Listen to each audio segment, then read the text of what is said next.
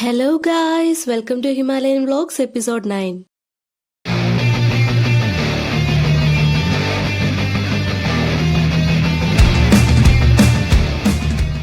അങ്ങനെ നമ്മുടെ ട്രിപ്പിന്റെ അവസാനത്തെ ഡെസ്റ്റിനേഷനായ നമ്മുടെ ക്യാപിറ്റൽ സിറ്റി ഡൽഹിയിൽ ഞങ്ങൾ എത്തിച്ചേർന്നിരിക്കുകയാണ്.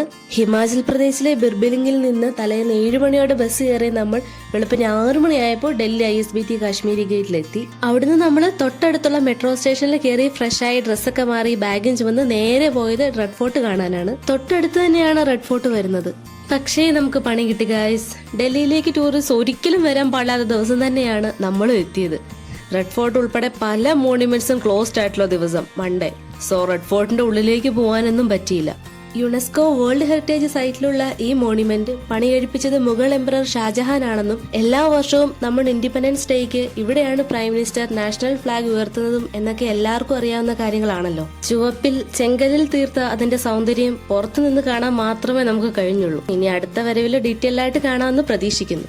റെഡ് ടെമ്പിൾ എന്നറിയപ്പെടുന്ന ശ്രീ ദിഗംബർ ജെയിൻലാൽ മന്ദിർ എന്ന ജെയിൻ ടെമ്പിൾ ആണ് ഈ റെഡ് ഫോർട്ടിന് നേരെ ഓപ്പോസിറ്റ് കാണുന്നത്. ഇതും റെഡ് സാൻഡ്സ്റ്റോൺ കൊണ്ടുണ്ടാക്കിയതാണ്. ഇനി അവിടെ നിന്ന് ടൈം കളയണ്ടല്ലോ എന്ന് വിചാരിച്ച് ഞങ്ങൾ അടുത്ത സ്ഥലത്തേക്ക് പോകാൻ തീരുമാനിച്ചു. അവിടുന്ന് ഒരു ഓട്ടോ പിടിച്ചു. പക്ഷേ കുറച്ചു നേരം ട്രാഫിക്കിൽ കിടക്കേണ്ടി വന്നു. നമ്മൾ എത്തിയത് National Crafts Museum and Hastkala അക്കാദമിയിലാണ്.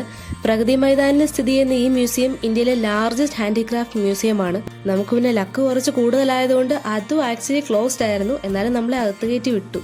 തമിഴ്നാടിന്റെ ഫോക്ക് കൾച്ചറിലുള്ള അയ്യനാർ ഷ്രൈൻ ടെറാക്കോട്ടയാണ് നമ്മൾ കയറി ചെല്ലുമ്പോൾ ആദ്യം കാണുന്നത്. അയ്യനാർ കറുപ്പിക്കുന്ന മെയിൻ കാഴ്ചയാണ് ക്ലേയും നെൽക്കച്ചയും കൊണ്ട് നിർമ്മിച്ച് പെയിന്റ് ചെയ്ത ലൈഫ് സൈസ് ആയിട്ടുള്ള ഈ കുതിരകൾ. കൂടെ അതേപോലെ നിർമ്മിച്ച മറ്റു പ്രതിമകളും കാണാം. മൺഡേ ആയതുകൊണ്ട് ഇവിടെ വരെ മാത്രമേ പ്രവേശനം ഉണ്ടായിരുന്നുള്ളൂ. ബാക്കി അകത്തുള്ള ഇന്ത്യയിലെ വിവിധ സംസ്ഥാനങ്ങളിലെ കൈത്തൊഴിലാളികൾ നേരിട്ട് നിർമ്മിച്ചിട്ടുള്ള ഉൽപ്പന്നങ്ങളും പഴയ വീട് മാതൃകകളും ഒന്നും കാണാനുള്ള ഭാഗ്യം ഉണ്ടായില്ല.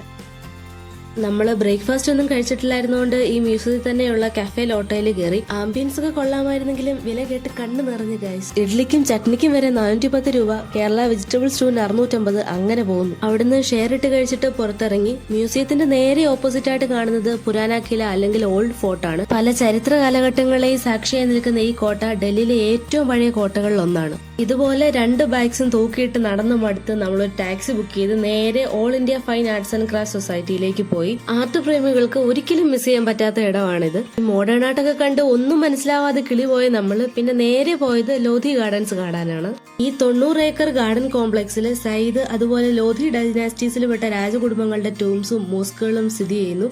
കൂടെ ഇതിന്റെ ചുറ്റും ശാന്തമായ പച്ചപ്പ് നിറഞ്ഞ പാർക്കും. ഇവിടേക്കുള്ള എൻട്രി ഫ്രീ ആണ്. ടൂറിസ്റ്റ് പോലെ തന്നെ ഡൽഹിക്കാർക്കും പ്രിയപ്പെട്ട ഒരു സ്പോട്ടാണിത്.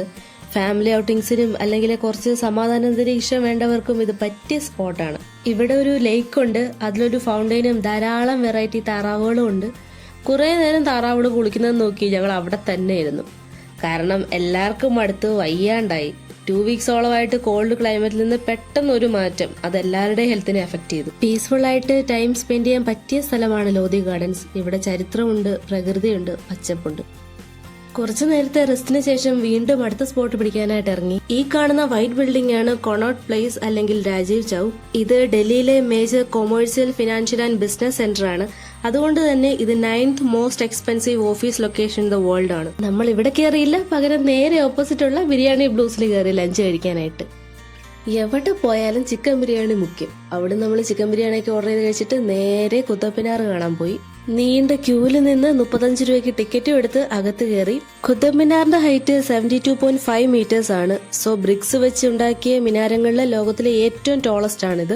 5 നിലകളിലായിട്ട് റെഡ് ആൻഡ് ബഫ് സാൻഡ്സ്റ്റോൺ കൊണ്ടാണ് ഇതിന്റെ നിർമ്മിതി. 1199 ഖുത്ബുദ്ദീൻ ഐബക് നിർമ്മാണം ആരംഭിച്ച് ഒരു നില പണിയിപ്പിച്ചു. അത് കഴിഞ്ഞ് മരുമകനായ ഇൽത്തുമിഷ് ശേഷിച്ച് 3 നിലകളും പണിയിപ്പിക്കുകയും ഫിറോസ് ഷാ തുഗ്ലക് ഇടിമിന്നലേറ്റ് നശിച്ച 5ാം നില പുനർനിർമ്മിക്കുകയും ചെയ്തു. ഇതിന്റെ ഓരോ ഭാഗവും നോക്കിയാൽ ഇന്ത്യൻ ഇസ്ലാമിക് ആർക്കിടെക്ചറിന്റെ കഴിവ് മനസ്സിലാക്കാൻ പറ്റും. ഓരോ നിലയിലും വ്യക്തമായ ശൈലിയിൽ ഖുറാനിൽ നിന്നുള്ള അറബിക് ശിലാലിഖിതങ്ങൾ കൊണ്ടും ജോമെട്രിക്കൽ ആൻഡ് ഫ്ലോറൽ പാറ്റേൺസ് കൊണ്ടും അലങ്കരിച്ചിരിക്കുന്നു. ഇവിടെ നിങ്ങൾ കാണുന്നത് കുത്തബ് മിനാർ അല്ല, അലൈ മിനാർ ആണ്. കുത്തബ് മിനാറിന്റെ ഇരട്ട ഉയരമുള്ള മിനാർ നിർമ്മിക്കണമെന്ന് വിചാരിച്ച് അലാവുദ്ദീൻ ഖിൽജി പണിയിപ്പിക്കാൻ തുടങ്ങിയെങ്കിലും ആദ്യ നില പൂർത്തിയാക്കിയ ശേഷം അദ്ദേഹം മരണപ്പെട്ടതുകൊണ്ട് അലൈ മിനാർ ഇങ്ങനെ തന്നെ നിന്നുപോയി. അടുത്തതായി ഞങ്ങൾ പോയത് സരോജിനി നഗർ മാർക്കറ്റിലേക്കാണ്. ഷോപ്പിംഗ് പ്രേമികൾക്കും ഫാഷൻ ഹണ്ടേഴ്സിനും സ്വർഗം പോലെയുള്ള സ്ഥലം. ട്രെൻഡിങ് ഡ്രസ്സുകൾ, shoes, jewellery, perfumes, watches, home decor, electronic gadgets എല്ലാം വളരെ വിലക്കുറവിൽ. ബാർഗൈനിങ് സ്കില്ലുണ്ടെങ്കിൽ നിങ്ങൾക്ക് ജാക്ക് പോട്ട് തന്നെ അടിക്കാം. മൺഡേ ആയതുകൊണ്ട് പക്ഷേ എല്ലാ ഷോപ്സും ഒന്നും ഓപ്പൺ അല്ലായിരുന്നു. സരോജിനി എന്നത് ഒരുപാട് ബ്രാൻഡ് മാളുകളെ കടത്തിവിട്ടിട്ടുള്ള ഒരു ബഡ്ജറ്റ് ക്വീൻ മാർക്കറ്റാണ്. ബ്രാൻഡഡ് പ്രോഡക്ട്സിന്റെ ഫസ്റ്റ് കോപ്പീസ് ആണ് മിക്കവാറും. എന്നാലും നമുക്ക് ക്രിയേറ്റിവിറ്റി ഉണ്ടെങ്കിൽ ഇവിടെയുള്ള സിമ്പിൾ ഔട്ട്ഫിറ്റ്സ് കൊണ്ട് തന്നെ അതിമനോഹരമായ ലുക്സ് ക്രിയേറ്റ് ചെയ്യാൻ പറ്റും. ഞങ്ങളിവിടെ നിന്നും കുറച്ച് ഡ്രസ്സസും ആക്സസറീസും ഒക്കെ ബാർഗൈൻ ചെയ്ത് വാങ്ങി.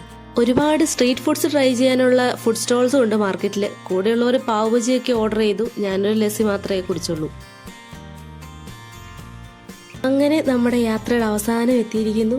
മനസ്സിൽ ഒരുപാട് ഓർമ്മകളും ദൃശ്യങ്ങളും നിറഞ്ഞു നിൽക്കുന്നു. നമ്മുടെ ടാക്സി ഡ്രൈവർ കൃത്യമായിട്ട് 6:30 ആയപ്പോഴേക്കും നമ്മളെ ഇന്ദിരാഗാന്ധി ഇന്റർനാഷണൽ എയർപോർട്ട് അഥവാ ഡൽഹി എയർപോർട്ടിലേക്ക് എത്തിച്ചു. ചെക്കിൻസും എല്ലാ സെക്യൂരിറ്റി ചെക്സും കടന്ന് നമ്മൾ അകത്ത് കയറി വെയിറ്റിംഗ് ഏരിയയിൽ ഇരിക്കുന്നു. രാമൻ എന്തൊക്കെയോ പറഞ്ഞ് മേരയെ വെറുപ്പിച്ച് പണ്ടാരം ഉറക്കിക്കൊണ്ടിരിക്കുകയാണ്. ഇന്നലെ ഞാനൊരു തുള്ളി ഉറങ്ങിയില്ല. ചന്ദനമഴ സീരിയൽ കണ്ടിട്ടേ. ഓ, ഞാൻ കണ്ടില്ല. എന്തായി? മറ്റേ അമൃതേനെ കാട്ടിക്കൊണ്ടാക്കിയ ശീതള് മറ്റോളാണല്ലോ കാരണോ വർഷ. ഓ, ഒരു സ്വന്തം മുമ്പ് ഒരു ഗ്ലാസ് വെള്ളം കൊടുക്കാത്തവനാണോ? കഴിഞ്ഞാഴ്ചയല്ലേ? അയ്യോ, ഇപ്പൊ കാട്ടിന്ന് പുലി കുത്തോ ആന കടിക്കോന്നൊന്നും പറയാൻ പറ്റില്ല. ഈ പറയുന്ന അടുത്ത ആഴ്ചയാവും. ബോർഡിംഗ് കോൾ വന്നു. നമ്മൾ ഓരോരുത്തരും ഫ്ലൈറ്റിൽ കയറി അവരവരുടെ സീറ്റ്സിലിരുന്നു. ഫ്ലൈറ്റ് ടേക്ക് ഓഫ് ചെയ്യുന്നു. വിൻഡോയിലെ കൂടെ നോക്കിയപ്പോൾ ചുവടെ ഷൈനിങ് ലൈറ്റ്സ് കൊണ്ട് അലങ്കരിച്ച പ്രകാശവൃന്ദം പോലെ ഡൽഹി നഗരം. നഗരത്തിന്റെ ഉറക്കത്തിൽ ഇരട്ട വരികളിലായി തിളങ്ങുന്ന സ്ട്രീറ്റ് ലൈറ്റ്സ്. ഓരോ കെട്ടിടത്തിലും നിലാവിന്റെ നിറമുള്ള ബൾബുകൾ. എന്ത് മനോഹരമായ കാഴ്ച.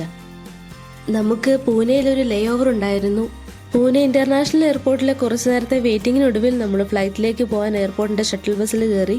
റൺവേയുടെ ഇരുട്ടിൽ നീളുന്ന യെല്ലോ ലൈറ്റ്സ്, പാർക്ക്ഡ് ഫ്ലൈറ്റ്സ്, അവയുടെ ഷാഡോ ഷേപ്സ് നല്ല ഭംഗി കാണാനായിട്ട്. നമ്മുടെ ഇൻഡിഗോ ഫ്ലൈറ്റ് കുറച്ചും കൂടി മജസ്റ്റിക് ആയിട്ട് തോന്നുന്നു. ഫ്ലൈറ്റിലേക്ക് കയറുന്നതിന് മുമ്പ് ഇവിടെ എയർലൈൻ സ്റ്റാഫ് നമ്മളൊരു ഫൈനൽ ചെക്ക് ചെയ്യുന്നുണ്ട്. ബോർഡിംഗ് പാസ് കാണിച്ചിട്ട് ഓരോരുത്തരും ബോർഡിംഗ് റാമ്പ് വഴി കയറുന്നു.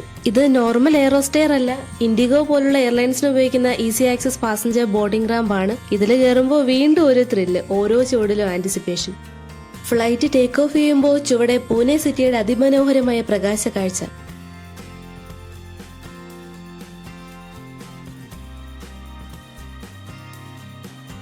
കുറച്ച് മണിക്കൂറുകൾക്ക് ശേഷം വെളുപ്പിനെ 4:30 നമ്മുടെ ട്രിവാൻഡ്രം ഡൊമസ്റ്റിക് എയർപോർട്ടിലെത്തി. ബാഗ്സ് ഒക്കെ കളക്ട് ചെയ്ത് നമ്മൾ ടാക്സി ലക്ഷ്യമാക്കി നടക്കുകയാണ്. 11 ദിവസങ്ങൾ കൊണ്ട് തീർത്ത ഹിമാലയത്തിലും ഡൽഹിയിലുമുള്ള ഞങ്ങളുടെ യാത്ര അതിന്റെ അവസാനത്തിലേക്ക് എത്തിയിരിക്കുകയാണ്. മഞ്ഞുമൂടിയ പർവ്വതങ്ങൾ, തടാകങ്ങൾ, പൈതൃകങ്ങൾ, ആകാശം, നഗരങ്ങൾ, സാഹസികമായ യാത്രകൾ. ഇപ്പോൾ പിന്നിലെല്ലാം ഒരു ഓർമ്മ പോലെ, ഒരിക്കലും മറക്കാൻ പറ്റാത്ത ഓർമ്മകൾ. ഇത്രയും ദിവസം എന്നോടൊപ്പം ഈ യാത്ര പങ്കുവച്ച നിങ്ങൾ വ്യൂവേഴ്സിന് എല്ലാവർക്കും ഒരു വലിയ താങ്ക്സ്. പുതിയ യാത്രകളും വിശേഷങ്ങളുമായി ഞാൻ വീണ്ടും വരാം. അതുവരേക്കും ബൈ.